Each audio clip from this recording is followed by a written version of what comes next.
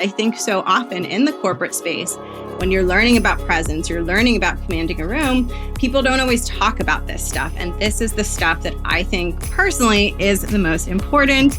To me, there's nothing less fake than that. To me, there's nothing more real than being able to be with your own fear and being able to navigate that. When you feel calm and you're not under that stress and the train tracks are really smooth and easy, then you have the conditions you need for learning. Welcome to The Art of Speaking Up, a podcast that helps professional women access the limitless potential that lies within them. I'm your host, Jessica Guzik, and my mission is to help you find that spark inside you that has the power to transform your career in ways you may not have thought possible. I'm so excited that you're here. And now, on to the show.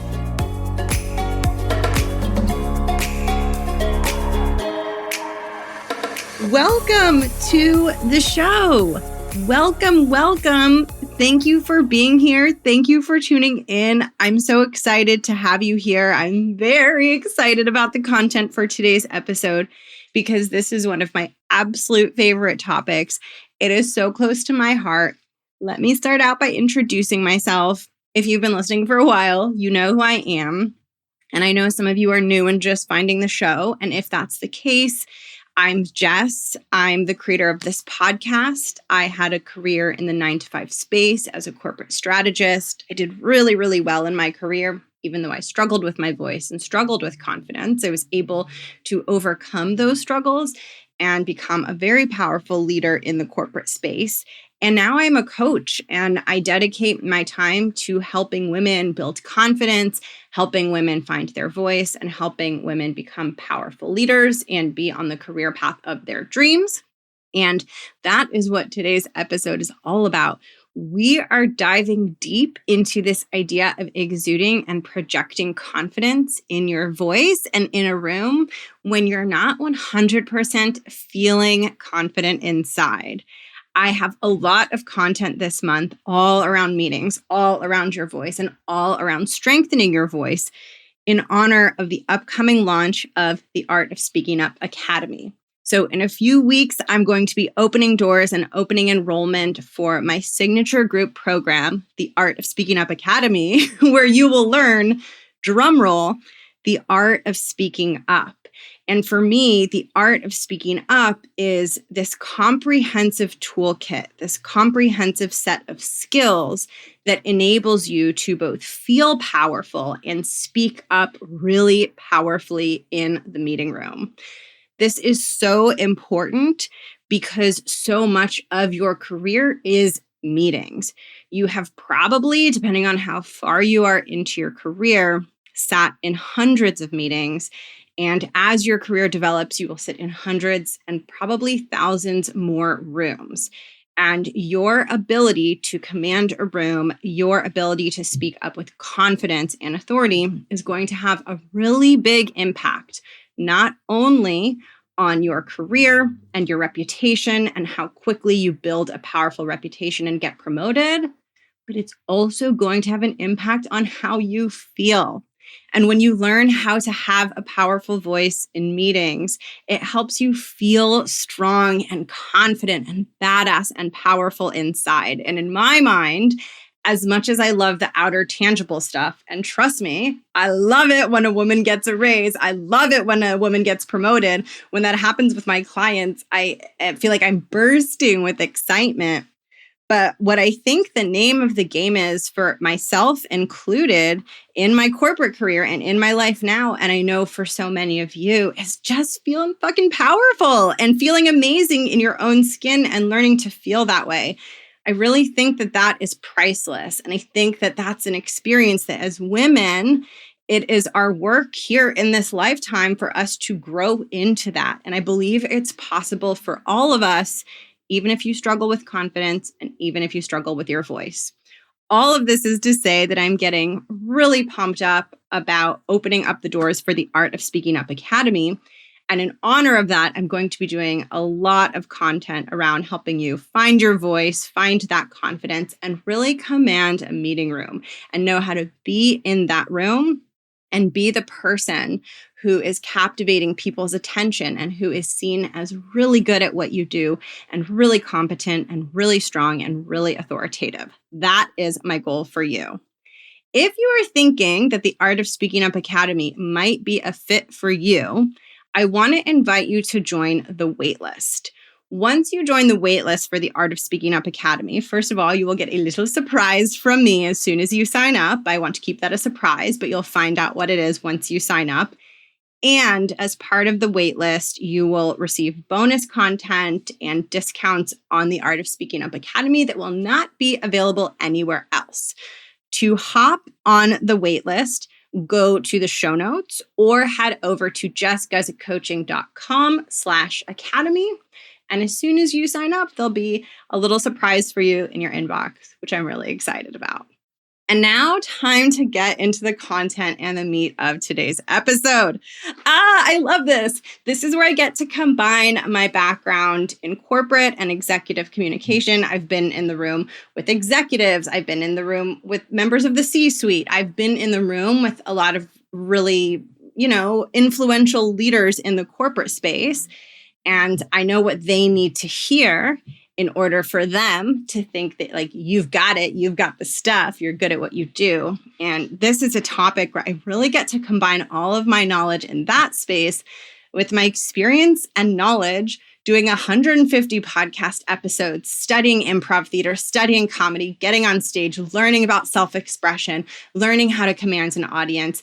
I get to marry those two things together in the most beautiful way that I think will be so helpful for you, because I think so often in the corporate space, when you're learning about presence, you're learning about commanding a room, people don't always talk about this stuff. And this is the stuff that I think personally is the most important. It's the most fun. I get so excited about it. It is so fun to be able to find feelings of confidence and power in your soul and in your body. What is better than that? I can't think of anything better than that personally. It's been such a big part of my journey, and I'm so excited and honored to share it with you. So with that, let's get into this question of how do you exude confidence when you don't feel confident inside? Now, this honestly makes me think of the phrase fake it till you make it, which I have never been a really big fan of. I have never really liked that phrase. Nothing against it. I mean, some people like it, right? And we can all have our opinions and it's cool. We don't all have to agree on everything, right? That's really important. The reason I don't love that phrase is because I don't really like the word fake. I think fake it till you make it is sort of this idea of, okay, you might not be feeling super bold, but how do you show up for the moment anyway? And to me, even though maybe there's an incongruence between how you're feeling inside and what you desire to project to your audience, like how you want your audience to view you, I see nothing fake about feeling scared, feeling fear, and allowing yourself to give it your best shot anyway. To me, there's nothing less fake than that. To me, there's nothing more real than being able to be with your own fear and being able to navigate that. There's nothing for me that is more real than that. And so the idea of fake it till you make it really just doesn't land for me personally, because for me, it's not like fake it till you make it. It's like, holy cow, you did that scary thing anyway. You're a bold ass bitch. Like, I have mad props to you, right? I celebrate you. The word fake just doesn't resonate for me. And I think this episode will help take you into my point of view on exuding confidence, projecting confidence when you're not feeling confident inside, and really help you appreciate the complexity of how we are feeling inside and how that connects to our voice and what we exude in a meeting room. Because the truth about this topic is it's really complicated. It's not super straightforward. It's not just like, if you feel shitty, then you'll sound shitty. And if you feel confident, then you'll sound confident. That is not how it works at all. And I think that's why the art of speaking up is an art and not a science. Because if you want to have a powerful voice, it's incredibly important to understand the nuance. And so I'm going to do my best to explain this to you in the way that I think about it and in the way that I work on this idea of having this powerful, confident voice. And when I say powerful, confident voice, what I mean is the emotion beneath your voice, the tone, the vibe, the energy. So I'm not talking so much about the words you use. The words you use matter, and I'm going to be talking about that in other episodes. I'm talking about the emotion, the feeling, what you're projecting. I think we've all been in rooms with people where our connection to what they're saying and how much we are bought into what they're saying and how much we're enjoying listening to them is not just about the words that they're saying, but it's about their energy, who they're being, who they're showing up as, how it feels to be in that space with them, whether it's a physical space in a Zoom room. I'm sure you've had this experience of being like, damn, I just want to keep listening to that person and I can't tell you why, right? That's what I'm talking about. I want to help you develop that quality where other people are thinking, oh, I just want to keep listening to her. Like, I just want to keep listening to her talk. And I want you to know that that's possible no matter your starting point. I don't want you to discount yourself from the possibility of having this powerful voice because you don't feel 100% confident in your voice, or you feel like your voice has so much work and you have so much work to do on your confidence and you're such a mess and you have so much imposter syndrome. I know those feelings are real. And I know that sometimes you're starting at a place where it does feel like you have a lot of work to do. And maybe it does feel scary and vulnerable to dream about the future and dream about and take steps towards strengthening your voice.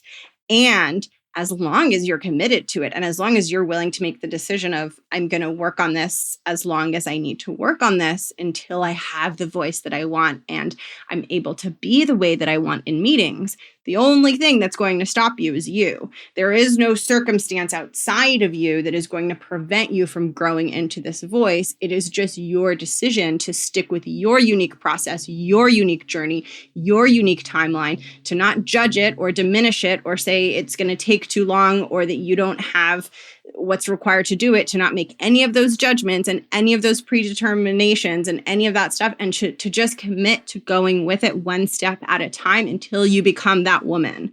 If you can do that, there's nothing standing between you and becoming the woman that you want to be in the room. And today's episode is going to help you. So I want to start by talking a little bit about emotions and the voice and the body. Because the sound of your voice and the vibe of your voice, it's a physical thing. It comes from your body. So how we sound and what kind of vibe and energy we are projecting comes from how we're feeling emotionally. As a very straightforward example, if I'm feeling like the information that I'm sharing is really important, the emotion in my voice is going to change, just like what's happening right now, because I believe that this is really important, right? And as you're listening, you're going to feel that. And you may consciously or unconsciously feel like, oh, what she's saying is important.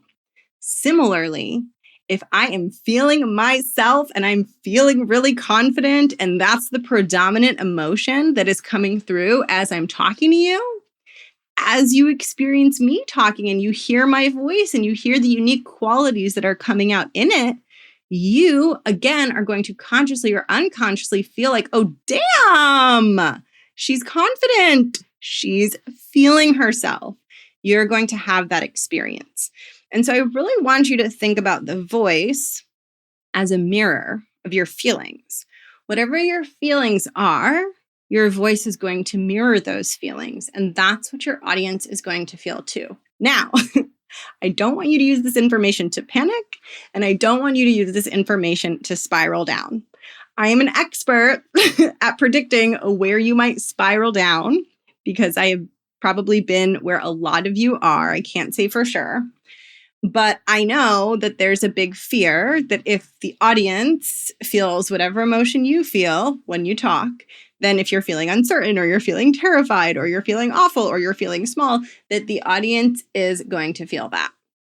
And while it's true that your emotional state is going to impact how the audience feels, when you're feeling really bad, usually your experience, like your negative experience of that bad emotion, is exaggerated. And usually your experience of that negative emotion is much stronger than what the audience is going to experience. So I don't want you to take this idea and use it against yourself. When you're feeling really bad and really nervous and you're speaking up anyway, what is usually going to happen for your audience most of the time is you're not going to land as compelling as you could have landed. You won't be as captivating as you could have been speaking in that room, speaking in that meeting.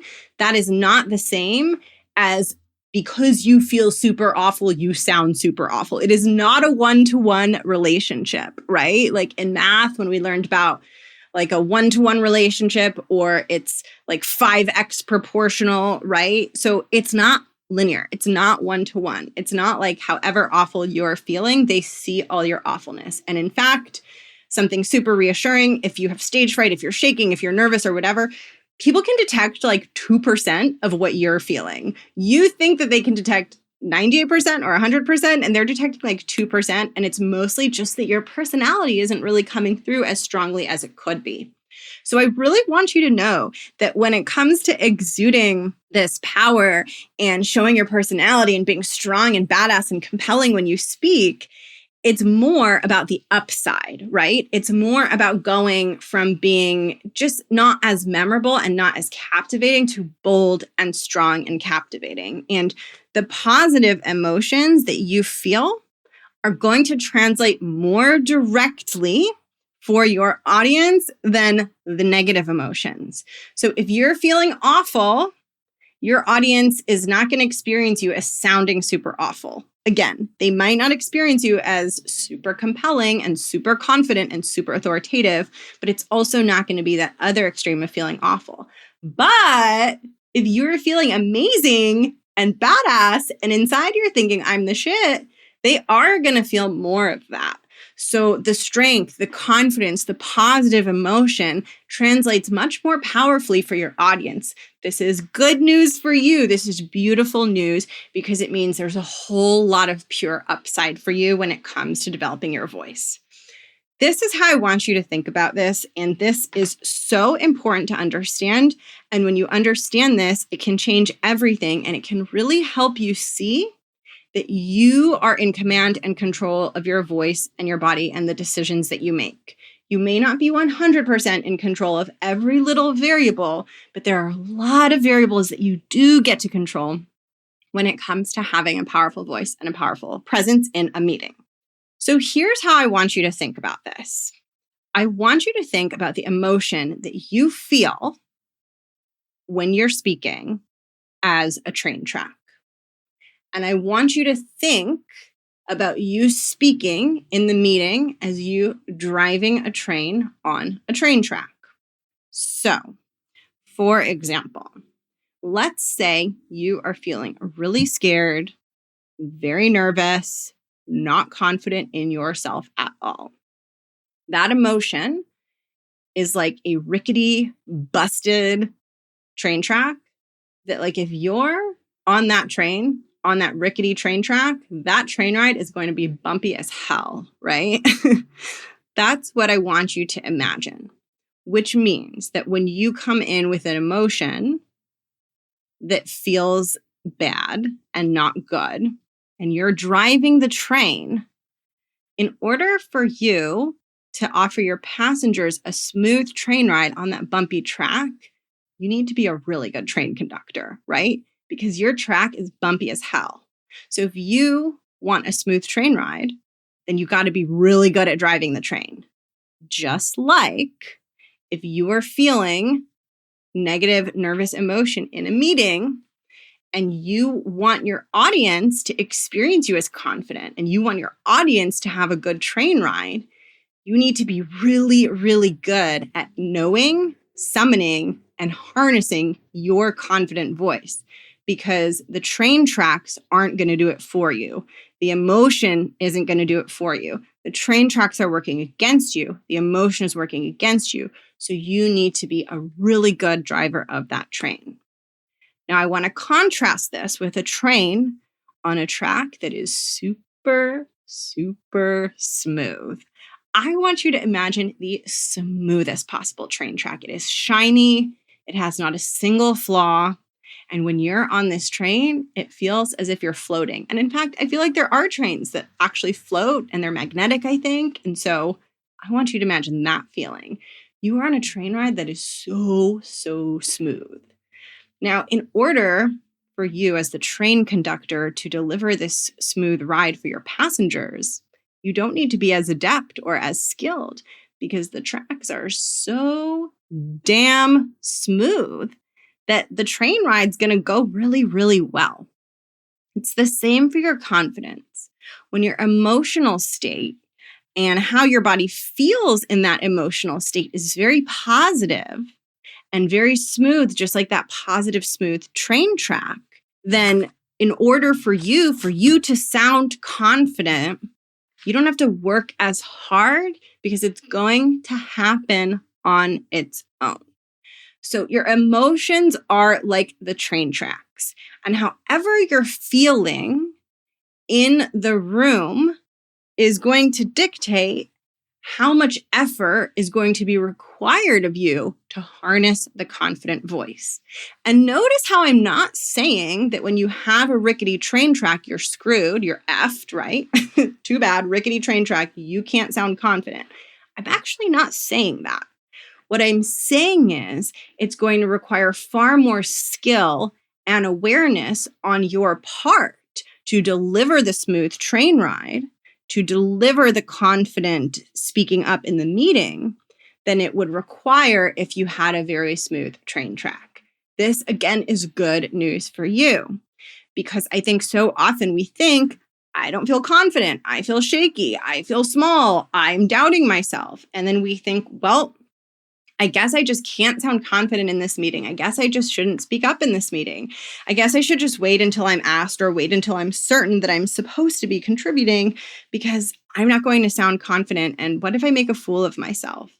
And the good news here is that it is not quite that simple and that you can be feeling lots of feelings and you can still learn how to harness confidence. Here's how I want you to think about this.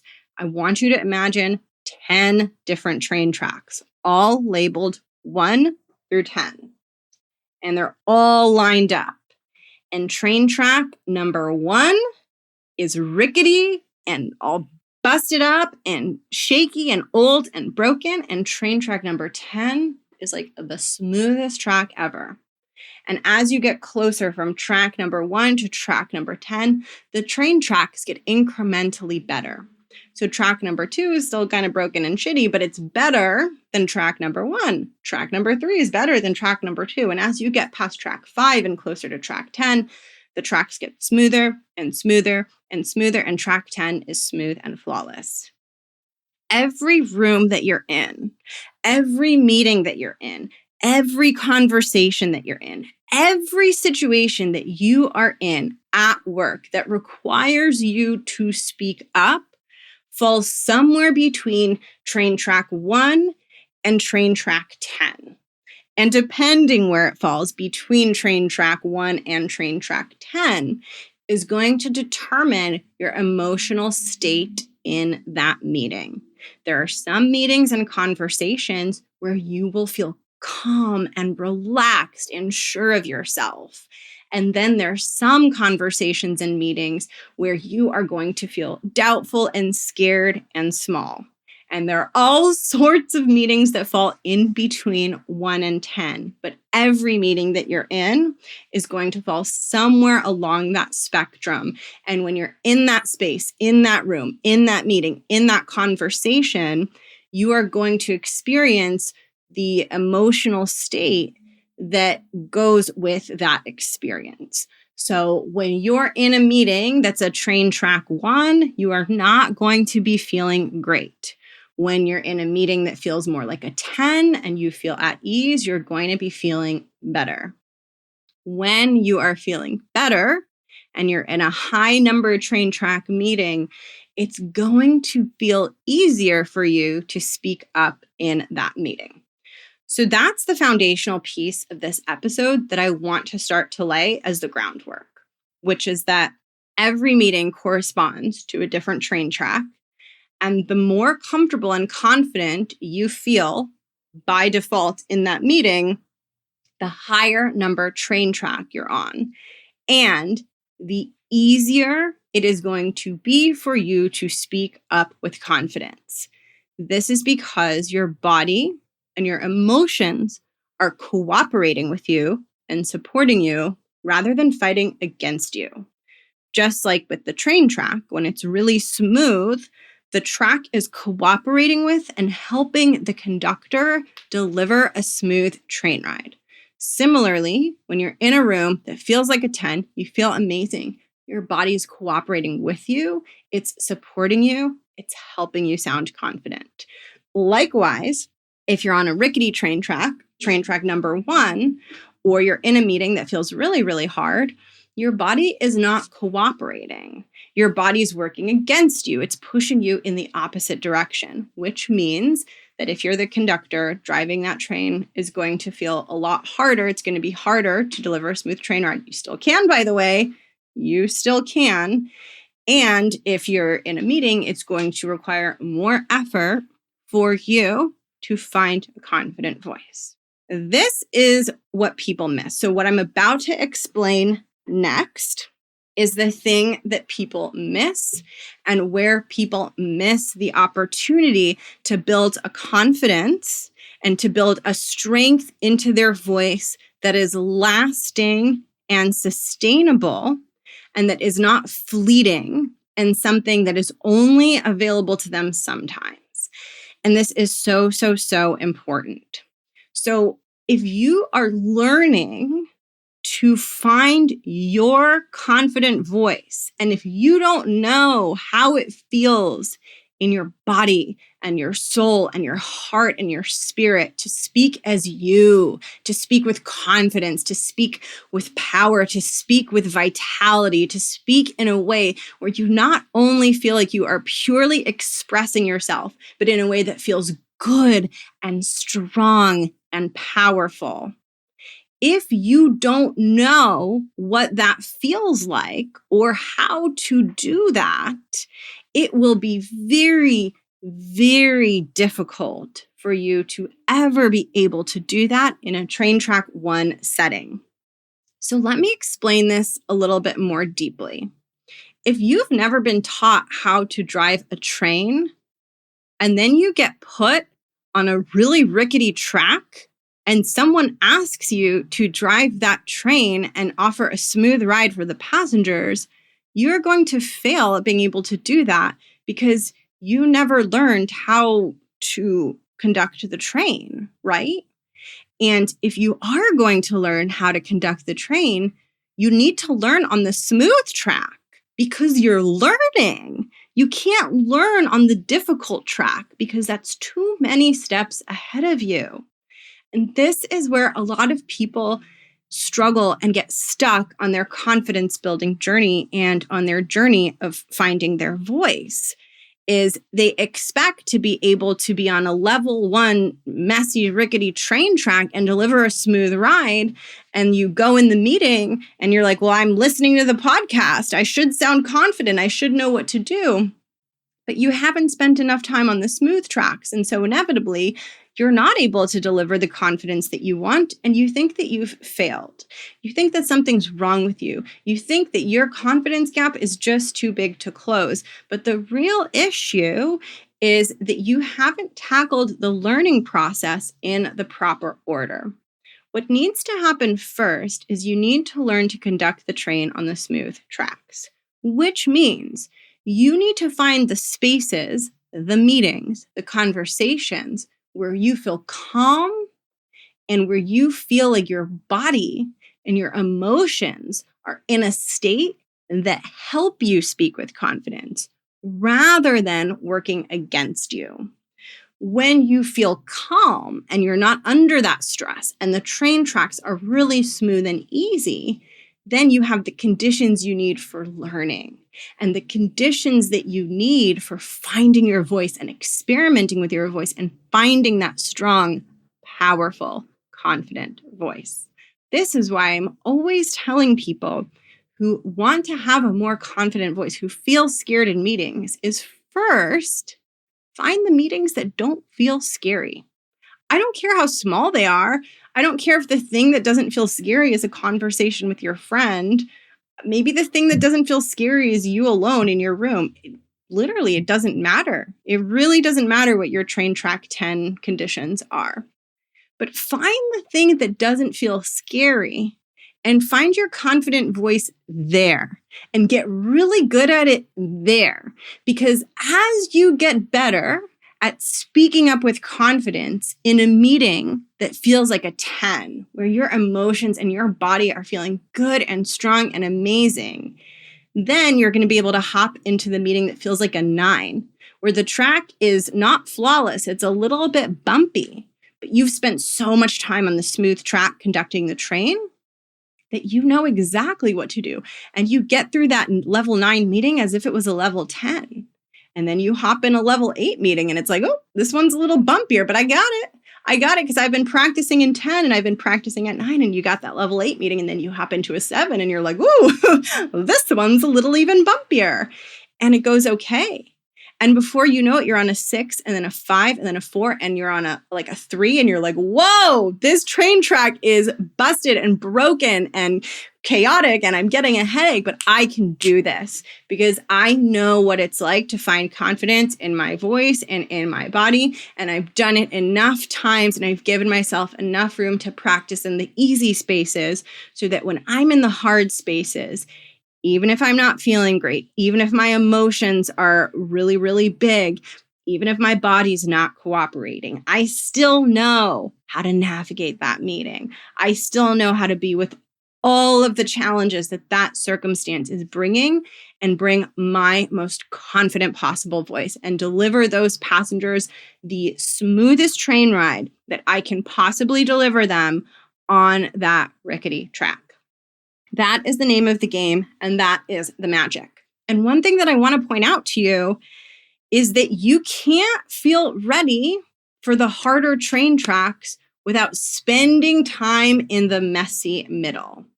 And the thing about meetings and how your body feels and how your emotions are, the thing that I really want you to know is that as your voice gets more confident, you're going to have fewer and fewer meetings that feel like a 1 or a 2 or a 3.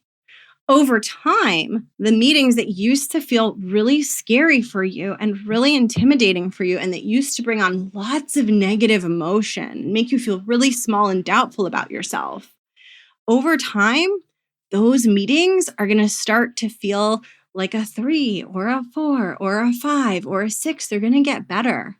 They're going to start to feel easier. You're going to notice that you're not feeling as scared, that the emotions, maybe there's some fear there, but it's not as big. It's not as bad. It's not as much, right? You're going to notice that change. But that change only happens because you're willing to be in this messy middle period. This messy middle where you are learning how to go from the level 10 meeting to a lower number meeting and do your best to find your voice. And when you're spending time in that level 10 train track, becoming a really good train conductor. In order for us to feel confident and powerful and to bring out the best of what we have to offer, we have to feel comfortable and safe.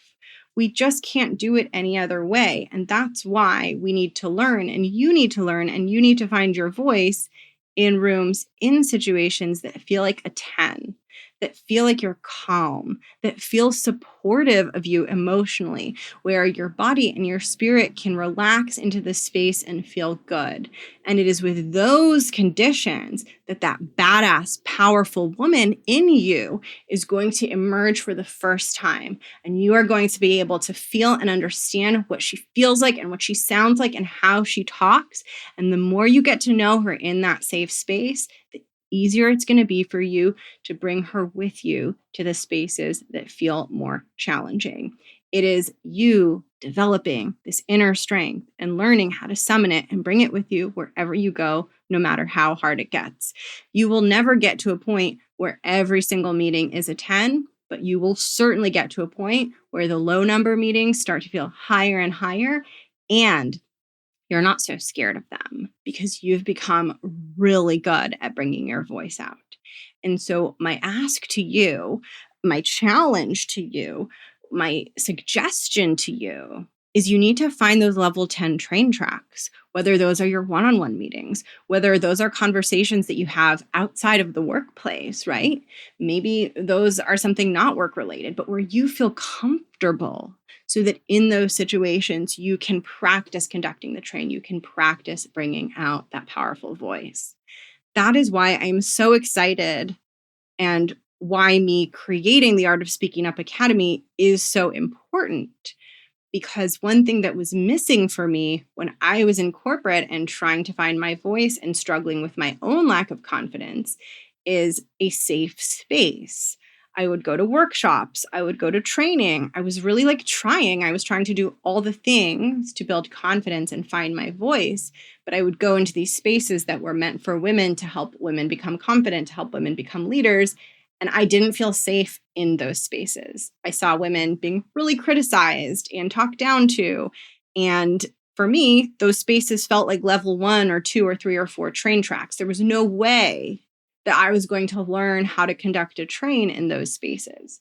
That's why I created this show. I wanted this show to be a space that's a 10, a space that's supportive of you, where you can feel your best, because it's when you can feel your best and feel calm and happy and sure of yourself that you can find that powerful voice. And that's what I want and plan to deliver to you in the Art of Speaking Up Academy. A train track that's a 10, a smooth train track where you get to learn how to conduct the train in a safe and supportive space, so that when you go out into work and you go out into the meetings that are harder, the meetings that are shakier, the meetings that are maybe a 5 or below, you've had that safe landing space to practice, and you bring that skill with you to that meeting. That is how the growth process occurs. And I don't believe in doing growth in a way that doesn't feel warm and welcoming and nurturing and safe. And psychologically, that is what we need as humans. We grow when we feel supported. So if you are lacking in spaces that feel like a 10 for you, or if you want more spaces that feel like a 10 to practice your voice and find that confident, powerful voice and learn to speak as that badass woman and know what to say in the room and know how to project authority, even if it's a challenging room or a challenging meeting, that is something that I'm going to be offering in the Art of Speaking Up Academy. You'll learn more about it as the program gets closer to being open for enrollment, but there's a module that we're going to spend several weeks on together called Command the Room. And it's all about finding that voice and finding that inner strength that you can project that helps people feel the emotion you're feeling, which is the emotion of confidence and certainty. And that is something that you can learn. It's not something that you're either born with or you're screwed if you don't have those feelings. Those are feelings that you can learn how to connect with inside you and bring to the surface. And I'm so excited to get to teach that to you and to get to teach that to the women who are part of this program, because it feels electric when you get to feel that feeling of this is what it feels like when I'm feeling really powerful. It just feels so, so good. If you would like to add your name to the waitlist for the Art of Speaking Up Academy, you can go into the show notes or go to jessicasitcoaching.com/academy. When you join the waitlist, you'll get a little surprise from me, and you'll also be the first to be able to enroll. You'll get special discounts that aren't going to be available anywhere else, and some special content and surprises from me. I cannot wait. And I hope you can take everything that you're hearing and everything that I'm sharing and really use it to help you elevate step by step, baby step by baby step into the next level version of you. Change happens one step at a time, one meeting at a time, one contribution at a time. It doesn't have to be rushed. It doesn't have to feel like you're pushing yourself so far out of your comfort zone and really overdoing it. The most sustainable change happens when you just take the next step that's in front of you and trust that after you've taken that step, there'll be another one and another one and another one. That is my hope for you. Thank you so much for joining me. It is such an absolute pleasure to get to dive into these topics and help you connect with that powerful woman and that powerful voice inside. I am so excited to keep sharing more information with you about the Art of Speaking Up Academy. So excited to connect with those of you who join and are part of this intimate group experience. And in the meantime, I will catch you next week for another episode. I hope you're having a beautiful day, a beautiful week, and I will catch you very soon. Bye.